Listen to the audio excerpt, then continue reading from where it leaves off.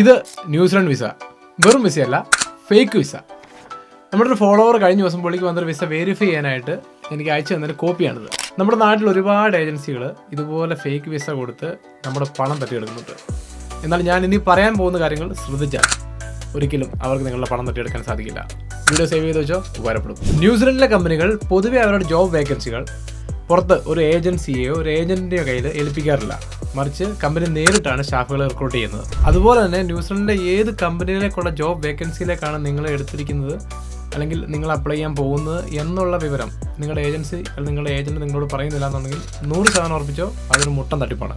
ഇനി വേക്കൻസി ഉണ്ട് എന്ന് പറഞ്ഞ ഏജൻസി നിങ്ങളെ കൺവിൻസ് ചെയ്തു എന്ന് തന്നെ ഇരിക്കട്ടെ, എന്നാൽ പോലും ജോബ് ഓഫർ ലെറ്ററോ അല്ലെങ്കിൽ ടോക്കൺ നമ്പറോ പ്രൊവൈഡ് ചെയ്യാൻ പറയണം. ഇത് തരാത്ത പക്ഷം ഉറപ്പിക്കാം അതൊരു തട്ടിപ്പാണ്.